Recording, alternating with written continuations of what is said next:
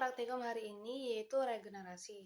Adapun tujuan dari praktikum regenerasi ada dua. Yang pertama yaitu untuk membuktikan bahwa pada hewan tertentu organ baru masih dapat terjadi setelah melewati periode organogenesis, bahkan pada periode-periode dewasa. Selanjutnya yaitu untuk mengamati pembentukan regenerat pada tempat sayatan dan mengikuti perkembangannya hingga tercapai bentuk yang serupa dengan keadaan semula. Adapun yang melatar belakangi praktikum yang berjudul regenerasi ini, dari pengertiannya bahwa regenerasi ini merupakan suatu proses untuk memperbaiki bagian tubuh yang rusak atau lepas kembali seperti semula. Nah, kerusakan ini dapat bervariasi, ada yang ringan seperti luka dan memar, ada yang sedang yang menyebabkan ujung sebagian tubuh terbuang, dan yang paling berat yaitu menyebabkan sebagian tubuh terbuang. Nah, jadi semua hewan memiliki kemampuan untuk mengembalikan atau meregenerasi jaringan atau organ dari kerusakan oleh luka, goresan, radang, atau penyakit. Nah, jadi praktikum ini menggunakan kecebong, di mana dilakukan pemotongan pada ekor kecebong dengan cara pemotongan yang berbeda. Nah, jadi pertumbuhan ekor kecebong ini akan dia mati setiap minggunya, dan kecepatan itulah yang merupakan daya regenerasi pada hewan kecebong tersebut. Nah, jadi setiap hewan mempunyai kemampuan hidup yang bervariasi antara makhluk yang satu dengan yang lainnya. Salah satu contohnya itu regenerasi dari organ. Nah, regenerasi organ dapat diartikan sebagai kemampuan tubuh suatu organisme untuk menggantikan bagian tubuh yang rusak, baik yang disengaja ataupun yang tidak disengaja, seperti karena kecelakaan. Nah, dengan bagian tubuh yang baru dengan bentuk yang sama persis dengan sebelumnya. Nah, pembentukan kembali proses-proses morfogenetik pada tahap selanjut dari siklus ontogenetik adalah dengan cara destruksi di mana sebagian sistem yang telah berkembang sebagai hasil perkembangan selanjutnya. Organisme, khususnya golongan hewan, memiliki kemampuan untuk memiliki dan memperbaiki kerusakan-kerusakan bagian tubuh secara ekstensif, baik akibat kecelakaan pada kondisi alamiah maupun akibat disengaja dalam suatu percobaan. Nah, kerusakan yang diperbaiki itu mungkin berupa pemulihan kerusakan akibat hilangnya bagian tubuh utama, umpamanya anggota badan, mungkin hanya berupa penggantian kerusakan-kerusakan terjadi dalam proses fisiologi biasa. Dalam peristiwa tersebut, nampak adanya suatu kemampuan organisme untuk memperbaharui kembali bagian tubuh yang terganggu atau rusak dengan proses perbaikan yang disebut dengan regenerasi. Nah, peristiwa regenerasi bagi organisme merupakan hal yang sangat penting karena proses yang esensial selama perjalanan hidup organisme. Adanya bagian tubuh yang lepas akibat kecelakaan atau karena disengaja, maka dengan proses regenerasi, bagian tubuh yang lepas akan diganti kembali dengan jaringan baru kembali.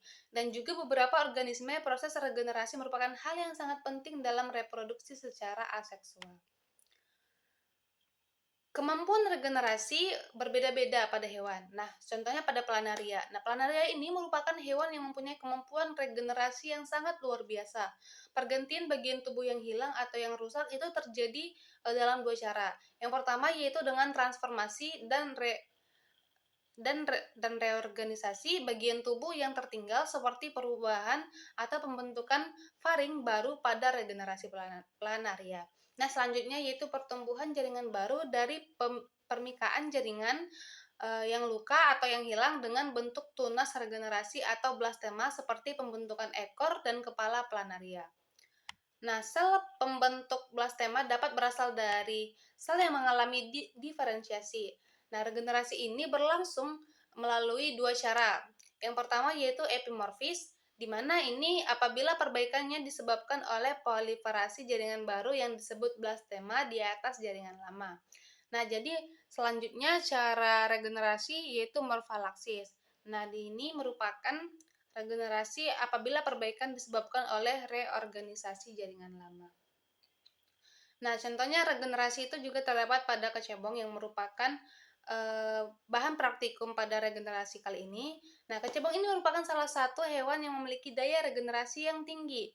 Ekor kecebong yang diputuskan dapat tergantikan kembali seperti semula dengan proses regenerasi yang memerlukan waktu dalam proses pembentukannya.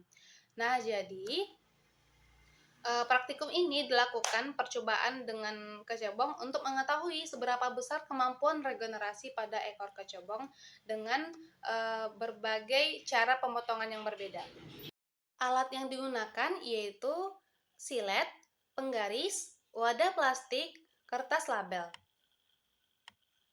dan botol plastik. Nah, jadi bahan yang digunakan yaitu kecebong, pelet, dan hidrilla.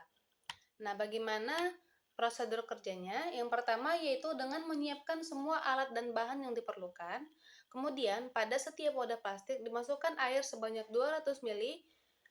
Kemudian, diukur setiap ukuran si kecebong yang telah disiapkan. Kemudian, memasukkan kecebong pada wadah yang berbeda. Setiap kecebong pada wadah yang berbeda. Selanjutnya, melakukan pemotongan ekor pada kecebong yang berbeda, di mana ada pemotongan secara vertikal dan ada pemotongan secara diagonal dan ada pemotongan secara horizontal.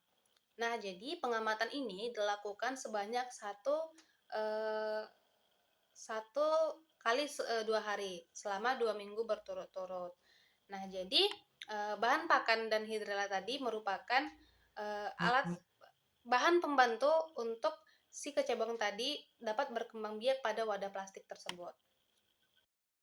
Pengamatan pada ekor kecebong yang mengalami pemotongan secara horizontal dapat menunjukkan bahwa rata-rata pertumbuhan ekor kecebong berkisar antara 1,4 sampai 3,7 mm. Nah, jadi regenerasi melalui pemotongan secara horizontal ini melalui beberapa tahap. Yang pertama yaitu luka akan tertutup oleh darah yang mengalir, lalu membeku membentuk skap yang bersifat sebagai pelindung. Selanjutnya, sel epitel akan bergerak secara amaboid, menyebar di bawah permukaan luka di bawah skap. Nah, proses ini membutuhkan waktu selama 2 hari, di mana pada saat itu luka telah tertutup oleh kulit. Selanjutnya, diferensiasi sel-sel jaringan sekitar luka, sehingga menjadi bersifat mudah kembali dan pluripotent untuk membentuk berbagai jenis jaringan baru. Nah, matriks tulang dan tulang rawan akan melarut. Kemudian sel-selnya lepas tersebar di bawah epitel. Nah, selanjutnya serat jaringan ikat juga akan berdisintegrasi dan semua sel-selnya mengalami diferensiasi. Sehingga dapat dibedakan antara sel tulang, tulang rawan, dan jaringan ikat. Nah, setelah itu sel-sel otot akan berdiferensiasi, kemudian sel miofibril akan hilang, dan inti membesar dan sitoplasmanya akan menyempit.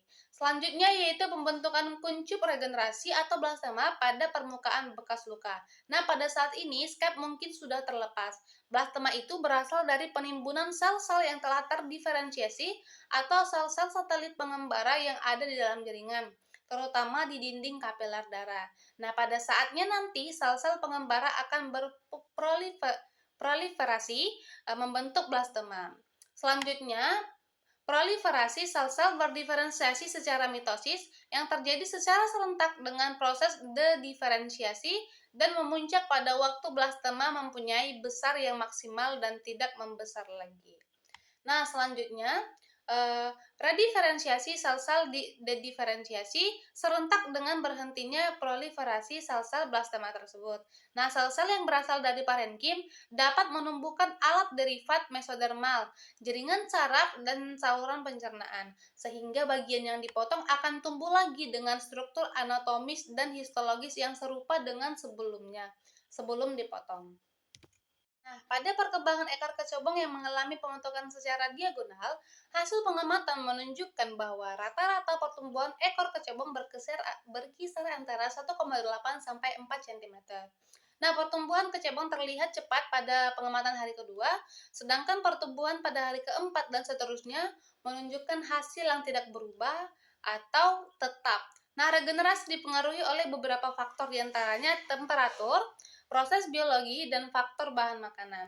Kenaikan dari temperatur pada hal-hal tertentu dapat mempercepat regenerasi.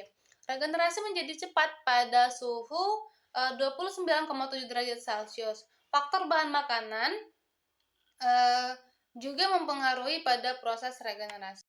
Jadi dari hasil pengamatan dapat disimpulkan bahwa pertumbuhan dan daya regenerasi pada setiap individu maupun di satu spesies itu tetap berbeda. Nah, daya regenerasi dipengaruhi oleh temperatur, proses biologi dan faktor bahan makanan. Dan juga kenaikan dari temperatur. Jadi, proses regenerasi yang tepat itu yaitu 29,7 derajat Celcius. Nah, proses regenerasi terjadi beberapa tahap, yaitu terjadinya pembekuan darah di sekitar luka yang nantinya akan terbentuk scab, jaringan epitel kulit yang berada di bawah scab menyebar menutupi seluruh permukaan luka. Nah, selanjutnya sel-sel di sekitar luka bersifat pluripoten yang dimana akan menjadi mudah sehingga aktif membelah kembali. Kemudian akan terbentuk blastema atau kuncup regenerasi yang akan menggantikan scab. Nah, regenerasi akan berhenti apabila proliferasi sel-sel blastema terhenti juga. Jadi dapat menghasilkan bagian-bagian tubuh seperti sebelumnya meskipun telah dipotong atau terjadi kecelakaan. Dapat terjadi karena disengaja ataupun karena kecelakaan.